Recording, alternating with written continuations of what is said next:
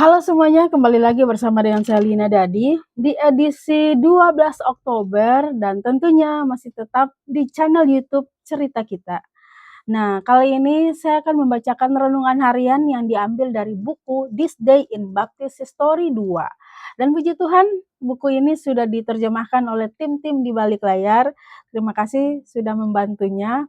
Dan ini juga spesial buat jemaat dan juga saudara seiman kita yang pengen banget bisa tahu renungan harian tapi tidak bisa membaca atau ada yang matanya tidak bisa melihat. Nah, kali ini saya akan membantu untuk membacakan spesial buat Anda.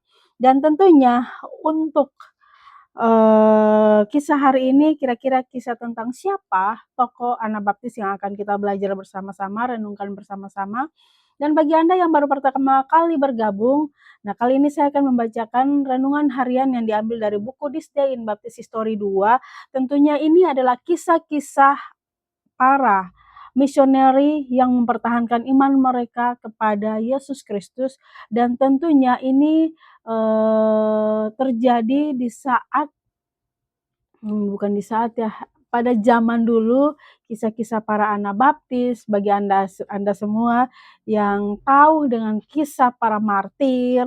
Nah ini, kesempatan Anda untuk mendengarkannya. Oke, kita langsung saja dengan topik besar dari buku ini, yaitu Tuhan menghendaki gereja tersebar ke seluruh bumi, bukan terpusat di satu lokasi. Nah, judul asli dari buku This Day in Baptist History 2 pada tanggal 12 Oktober, Seruan untuk Kesetiaan. Kitab suci yang bisa kita baca yaitu di Pengkhotbah 9 ayat 13 sampai 17. Bisa di-skip untuk baca sebentar, habis itu lanjut untuk mendengarkan kisahnya ya.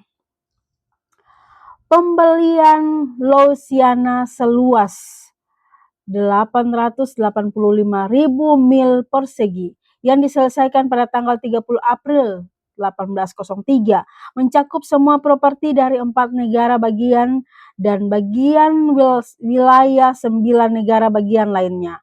Amerika Serikat membayar Prancis 15 juta dalam satu transaksi real estate terbesar yang tercatat. Namun, perhatian kita hari ini saat kita mempertimbangkan pengaruh baptis yang sedang berlangsung di Amerika Serikat, berfokus pada negara bagian yang sekarang disebut Louisiana. Ketika kaum baptis pertama kali memasuki wilayah Louisiana, hukum negara menyatakan bahwa pelayanan keagamaan hanya dapat dilakukan oleh imam-imam Roma Katolik. Wilayah tersebut telah diklaim untuk Prancis oleh La Salle pada tahun 1682. Wilayah tersebut diakuisisi oleh Spanyol pada tahun 1762 dan kemudian dikembalikan kepada Prancis melalui perjanjian San Ildefonso pada tanggal 1 Oktober 1800. Jadi ketika Amerika Serikat melakukan pembelian terkenal itu, Roma telah mengontrol agama secara penuh untuk lebih dari 100 tahun. Diperkirakan bahwa orang-orang baptis secara individual pindah ke daerah itu dari negara bagian Natchez di Mississippi sejak tahun 1780. Tetapi catatan pertama yang terbukti tentang kehadiran mereka adalah catatan Reverend Bailey Chaney dari Carolina Selatan. Dia dan keluarganya pindah ke Louisiana Timur, waktu itu disebut Florida Barat, pada tahun 1798.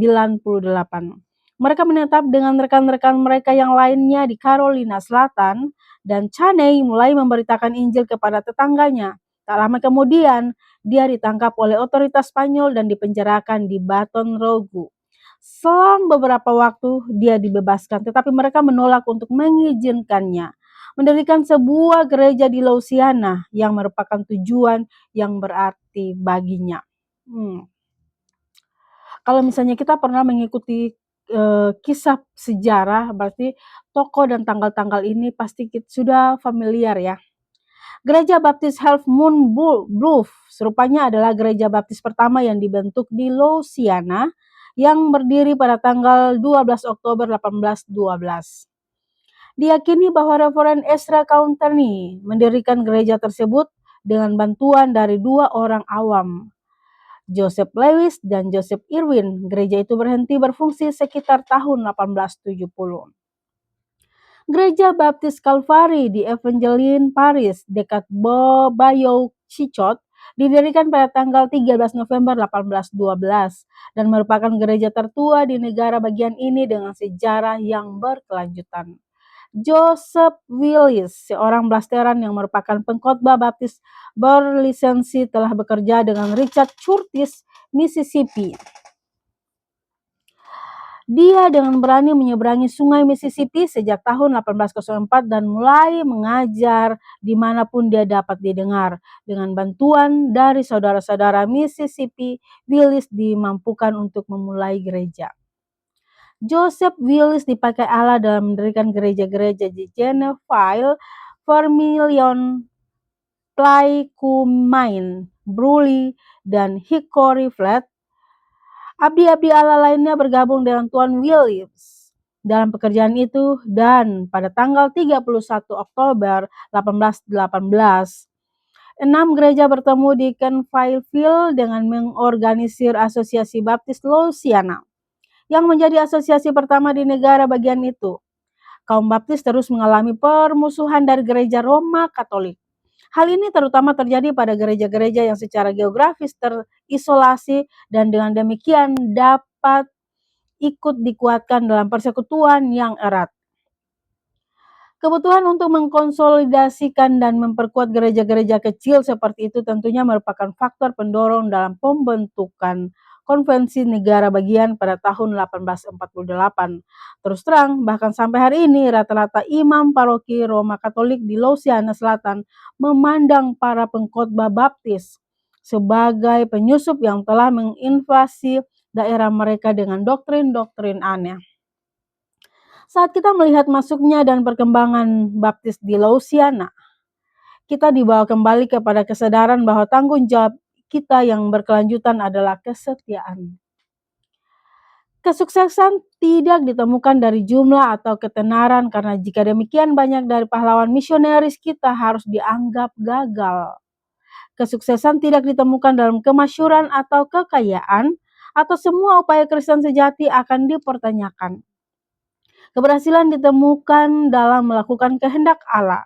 Semoga ingatan kita tentang orang-orang seperti Reverend Bailey, Chaney, dan Joseph Willis memanggil kita untuk berdoa bagi para gembala di gereja-gereja kecil terpencil di Amerika.